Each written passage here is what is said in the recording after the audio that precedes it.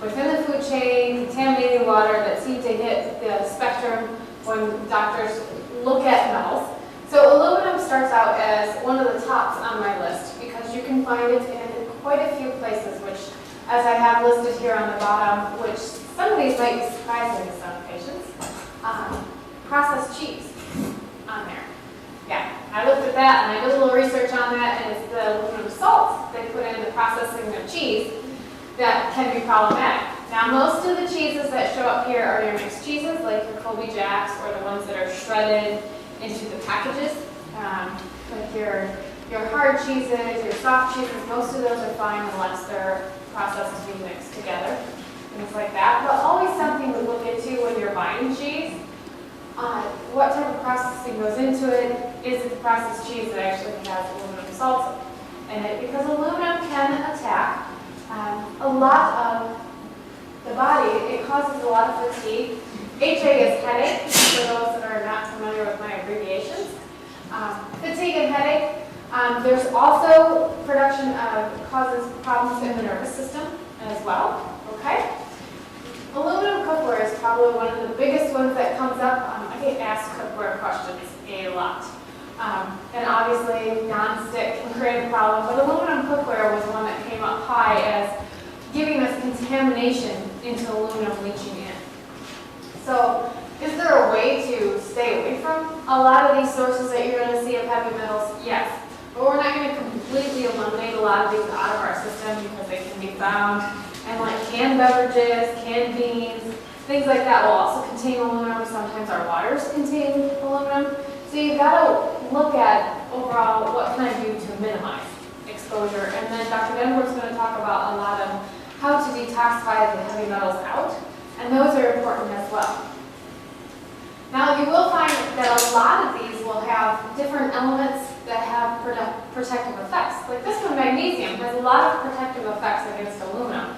And one of the reasons is it blocks out the receptor that aluminum will bind to.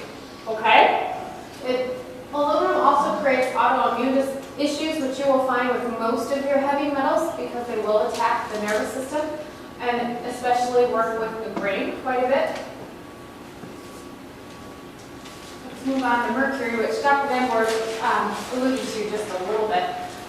Main sources here are freshwater fish, which is one of the reasons that he talked about our lakes. All lakes in Michigan have had trace amounts of mercury in them, tested. So dental fillings are what they have put most of the thought of having mercury in them, but the earth also excretes mercury gas, so we'll never fully get away from mercury. It's just how can we limit our exposure to it. So some of these do have functions in the body.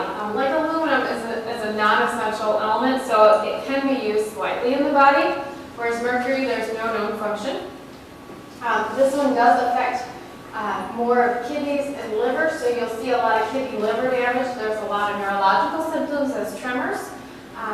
This has been one of the ties for autism, which they believe the autism could be caused by vaccinations. Whether or not that's been proven, nobody really knows, but this is one of the things that they think has a predisposition for that.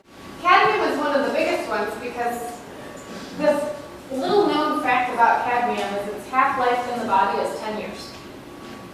Where do we get cadmium at?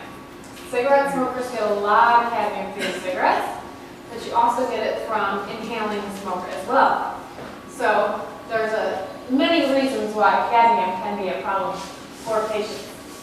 This also competes in the sulfur groups in the body, so it displaces zinc and copper, which are two primary nutrients that are needed for one immune system and blood sugar balancing is the other.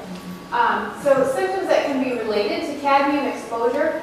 Now, these symptoms will take years and years to show up. If the half-life is 10 years, most of the time it's going to be 10 years before you start to see symptomatology associated with it. So hypertension, that can be a sign of heavy metal or cadmium exposure.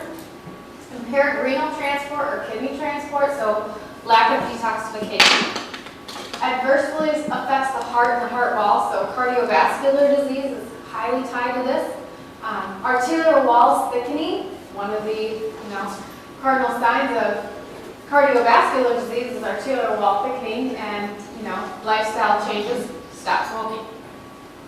Bone and testicles, or testes, these show up as major problems where cadmium hits. So calcium, it competes with calcium big time. So a lot of our osteoporosis, osteopenia, osteomalacia can all be tied to a cadmium deficiency in some. All heavy metals have association with fatigue and some headaches. There is weight loss. With this one, there's also lumbar pain, admittedly because it's attacking the internal organs of your digestion and really hits the liver hard. So, sources, cigarette smoke, which we did allude to. Some batteries will have cadmium, more likely they have lead associated with them. Phosphate fertilizers, and some of our foods, just the way that they're prepared and processed, will have some cadmium cross-reaction with them. Cadmium to me is very scary because if we don't see it showing up for 10 years and its half-life in our body is 10 years, how quick do we get rid of it when we start to do a heavy metal detoxification? And they really don't know how fast it leaves. Through the office, we do a urinary test for heavy metals, and when we start to detoxify out the heavy metals with a product that contains zinc and hops, one of the things that you constantly see showing up later is cadmium. So they'll be going through the detoxification, and cadmium will show up towards the end because it's the one that takes the longest to come out of the body. Lead. Lead is very toxic to the nerves. Lead attacks the nervous system. This is where you see a lot of your learning disorders can be affected by lead. Most kids with hyperreactivity, ADD, ADHD, a lot of those can be found with heavy metal associated with lead. As you notice here, the symptoms are quite the same as cadmium because these two also compete with sulfur groups in the body. So fatigue, headache, loss of appetite is common here. Insomnia, motor neuron disorders, decreased nerve conduction, so tingling, weight loss, anemia, and nervousness can all be affected by lead toxicity.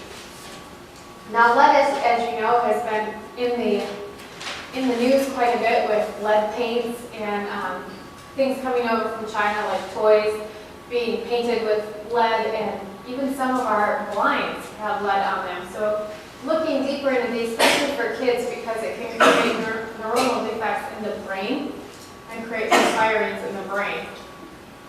Now, unfortunately, lead can also be found in our drinking water due to some of our piping. Fertilizers also. Industrial pollutants. Glazed pottery. They used to do a lot of lead glazing of pottery, so if you get like an older style pottery, it'll be lead glazed, so something to look at. And some newsprints can contain lead. So as you notice, there's a lot of things here as I'm going through these 5 heavy metals that can show up in our everyday consumption, but looking at just minimizing what we can do for them. Arsenic. Arsenic is one that usually has more problems when inhaled or contact with skin exposure. Symptoms are fatigue. This is where the dermatitis comes in, is mainly the skin exposure. There is also emphysema that can be associated with this long term. Increased salivation, hair loss, hypopigmentation of skin, and neuronal degeneration. Now this one does affect the mitochondria of the body, so arsenic can stop our energy production as well, which is where the fatigue comes in and the neuronal degeneration. Now, arsenic, very interesting. Some of our glass production, so if somebody's into blowing glass or making glass, it can be getting some arsenic from that contamination. Water, paints, rat poison, which I know quite a few people will use if they have those little furry rodents running around. Sometimes we use things and not even think about the side effects of what they do to everyone else. So this is just one of those where you look into what you're using, along with wood preservatives, floor varnishes, things like that. Look at what they contain. If you don't know, call the manufacturer. If you're looking at somebody that already has a sensitivity, it's important to cover all of your